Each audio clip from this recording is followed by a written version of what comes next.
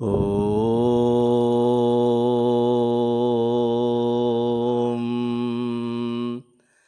ഹരിശ്രീ ഗണപതയേ നമഃ. അവിഘ്നമസ്തു. ഓം ശ്രീ ഗുരുഭ്യോ നമഃ. ഹരി ഓം. ഗൃഹാങ്കണ രാമായണ പാരായണം 9-ാം ദിവസം. ഗുഹനും ലക്ഷ്മണനും സംസാരിച്ചു കൊണ്ടിരിക്കവേ സൂര്യോദയമായി. നിത്യകർമാദികൾക്ക് ശേഷം ഗുഹൻ കൊണ്ടുവന്ന തോണിയിൽ കയറി അവർ മറുകര എത്തുകയാണ്. തോണിയിൽ കയറി മറുകര പോകുമ്പോൾ സീതാദേവി ഇങ്ങനെ പ്രാർത്ഥിക്കുകയാണ്.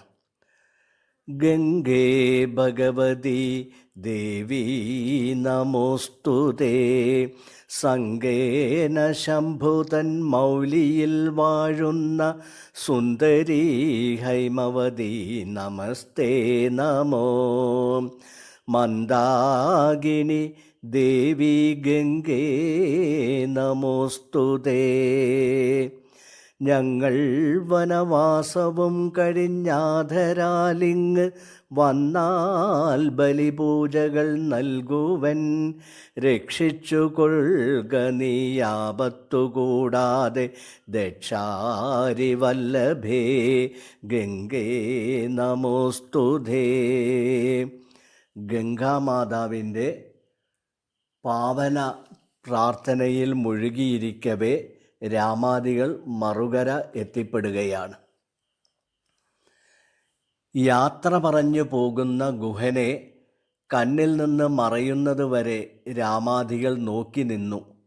പിന്നെ സാവധാനം ദക്ഷിണ ഭാഗത്തേക്ക് നടന്നു നീങ്ങിയ അവർ പ്രയാഗ വനത്തിലെത്തി. അവിടെ വെച്ച് വൈദേഹി തന്നോടു കൂടവേ രാഘവൻ സോദരനോടുമൊരു മൃഗത്തെ കൊന്നു. സ്വാദരം ഭുക്ത്വാ സുഖേനേ വസിച്ചിതു പാദപമൂലെ ദലാഢ്യതൽപസ്ഥലേ. ഈ വരികൾ യഥാർത്ഥത്തിൽ നമ്മെ പലതും ചിന്തിപ്പിക്കുന്നില്ലേ? രാമൻ ക്ഷത്രിയനാണ്. നായാട്ട് ക്ഷത്രിയരുടെ മുഖ്യ വിനോദവും കടമയുമാണ്.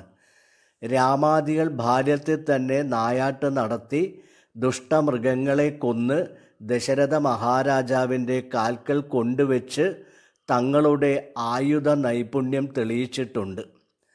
ആ നിലക്കും ക്ഷത്രിയൻ എന്ന നിലക്കും വേട്ടയാടി മൃഗത്തെ രാമാദികൾ കഴിച്ചു എന്നു പറയുന്നതിൽ അസ്വാഭാവികമായി പലരും കാണാറില്ല. രാമൻ വിഷ്ണു ഭഗവാന്റെ അവതാരമായതുകൊണ്ടും ദേവന്മാർ മാംസം കഴിച്ചിരുന്നതായി മറ്റെവിടെയും പറയാത്തതിനാലും അതിലുപരി ഭക്തർക്ക് അത് ഉൾക്കൊള്ളുവാൻ സാധിക്കാത്തതിനാലും യഥാർത്ഥത്തിൽ അങ്ങനെ സംഭവിച്ചിട്ടുണ്ടോ? അപ്പോൾ മറ്റൊരു പ്രസ്താവ്യം ശ്രദ്ധയിൽ വരികയാണ്. നാരദർ രാഘവനോട് പറയുന്നു, സത്യസന്ധൻ ഭവാനെങ്കിലും മാനസേ മർത്യജന്മം കൊണ്ട് വിസ്മൃതനായി വരും. അപ്പോൾ ഈശ്വരൻ മനുഷ്യനായി പിറന്നു കഴിഞ്ഞാൽ ഈശ്വരത്വമൊക്കെ മറക്കാൻ സാധ്യതയുണ്ട് എന്നൊരു ഒളി പലരിലും വന്നു ചേർന്നേക്കാം. പക്ഷേ അതിന് മറുപടിയായി രാമൻ പറയുന്ന കാര്യം നമ്മൾ കൂടുതൽ ശ്രദ്ധിക്കേണ്ടതാണ്. നാളെ വനത്തിനു പോകുന്നതുണ്ടു ഞാൻ, നാളീകലോചനൻ പാദങ്ങൾ തന്നാണെ. പിന്നെ 14 സംവത്സരം വനം തന്നിൽ മുനിവേഷമോട് വാണിടുവൻ.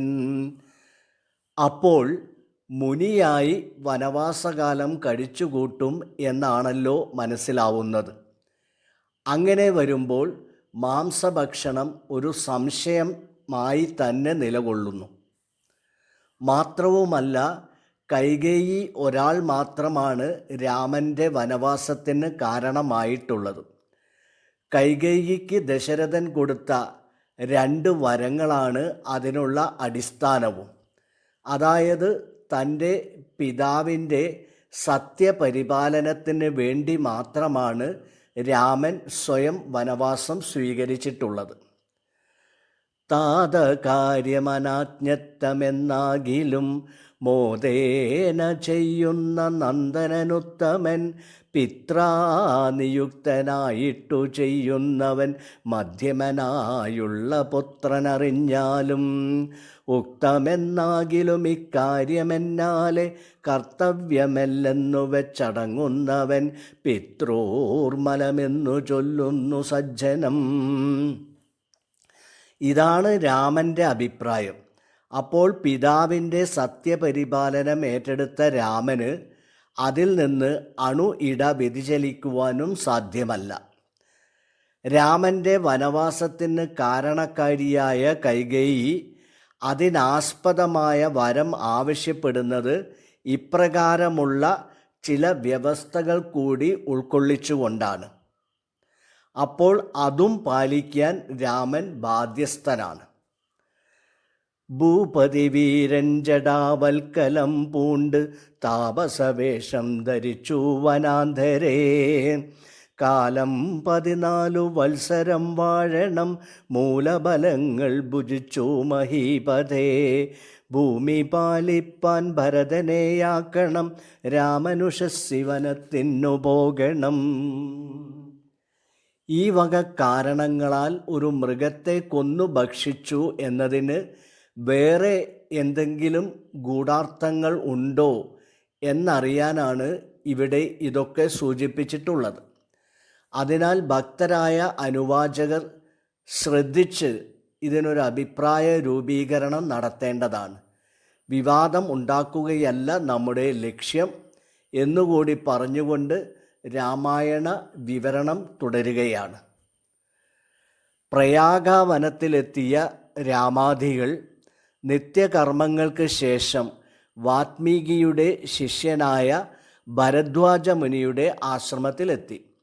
ശ്രീരാമാദികളെ കണ്ട് ഭരദ്വാജ മുനീന്ദ്രൻ ആനന്ദസാഗരത്തിൽ ആറാടുകയാണ്.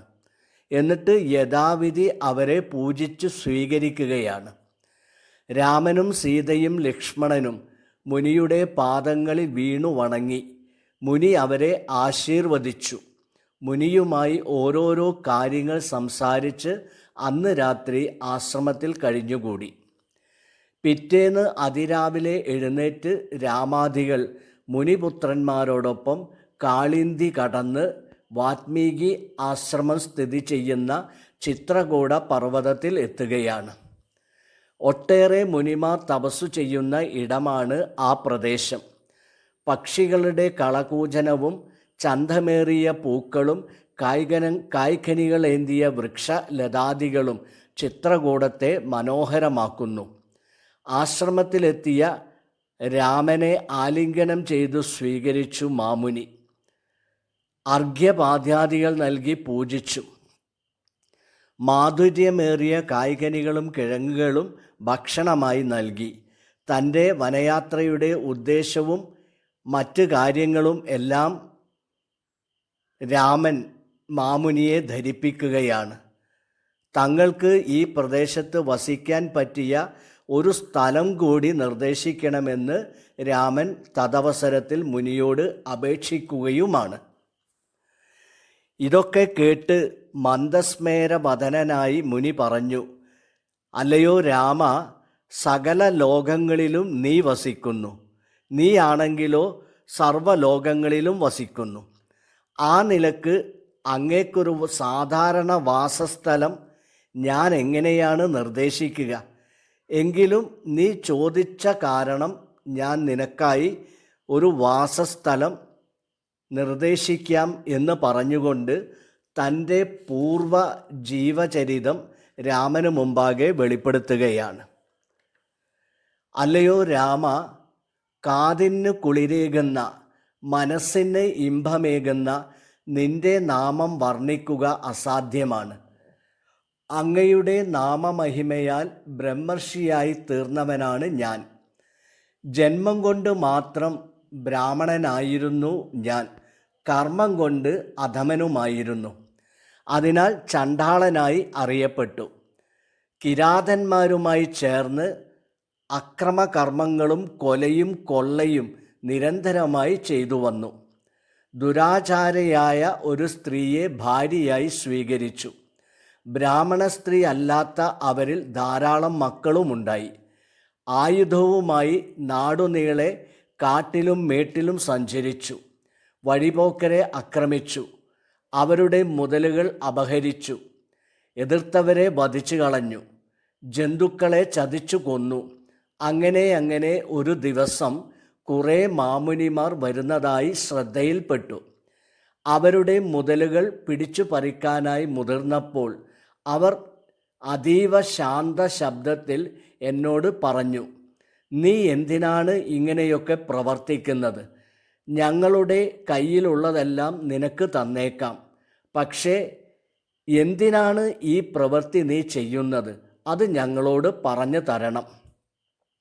അപ്പോൾ രാമ, ഞാൻ മാമുനിമാരോട് പറഞ്ഞു, എനിക്ക് ധാരാളം മക്കളും ഭാര്യയുമുണ്ട്. അവരെ പോറ്റാൻ വേണ്ടിയാണ് ഞാൻ ഇങ്ങനെ ചെയ്യുന്നത്. എൻ്റെ മറുപടി കേട്ട് പുഞ്ചിരിച്ചുകൊണ്ട് ആദരപൂർവം അവർ വീണ്ടും പറയുകയാണ്, നീ ചെയ്യുന്ന പ്രവൃത്തി ധാരാളം പാപങ്ങളെ ഉളവാക്കുന്നതാണ്. അതുകൊണ്ട് നീ പോയി നിൻ്റെ കുടുംബത്തോട് ചോദിക്കുക, നിങ്ങളെയൊക്കെ പോറ്റുവാൻ വേണ്ടി ഞാൻ ചെയ്യുന്നത് ദുഷ്കർമ്മങ്ങളാണ്. അതുകൊണ്ടുണ്ടാകുന്ന പാപഫലം നിങ്ങൾ കൂടി പകുത്തെടുക്കുമോ?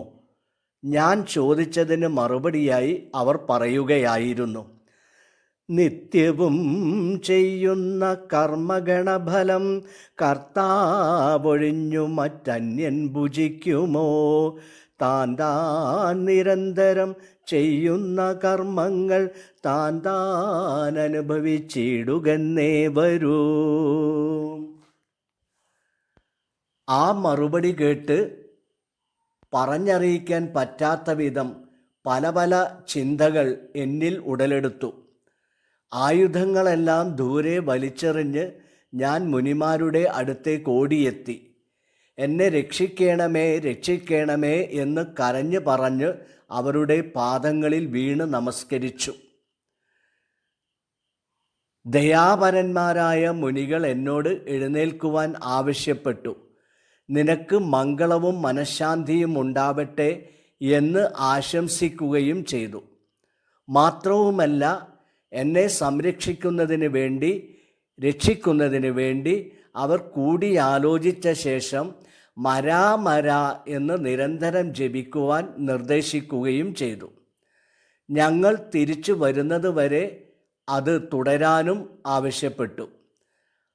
അനന്തകാലം മരാ എന്ന് ജപിച്ചുകൊണ്ടിരുന്ന എന്നെ കാലാന്തരത്തിൽ പുറ്റ് വന്നു മൂടി. അങ്ങനെയിരിക്കെ ഒരു ദിവസം പുറത്തു വരൂ എന്ന ശബ്ദം കേട്ട് ഞാൻ പുറ്റിൽ നിന്നും പുറത്തേക്ക് വന്നു. അത് ആ മുനികളായിരുന്നു. വാത്മീകത്തിൽ നിന്നും പുറത്തു വന്ന എനിക്ക് വാത്മീകി എന്ന പുതുനാമം നൽകുകയും നീ ബ്രഹ്മജ്ഞാനിയായിരിക്കട്ടെ എന്ന് അനുഗ്രഹിക്കുകയും ചെയ്തു. എൻ്റെ രാമ, അന്നു മുതൽക്കാണ് ഞാൻ ഇങ്ങനെയായിട്ടുള്ളത്. ഇന്ന് അങ്ങയെ സീതാലക്ഷ്മണ സമന്വിതം നേരിട്ട് കാണാനുള്ള ഭാഗ്യവും എനിക്കുണ്ടായി. ഞാൻ ധന്യനായിരിക്കുന്നു രാമ, ഞാൻ ധന്യനായിരിക്കുന്നു.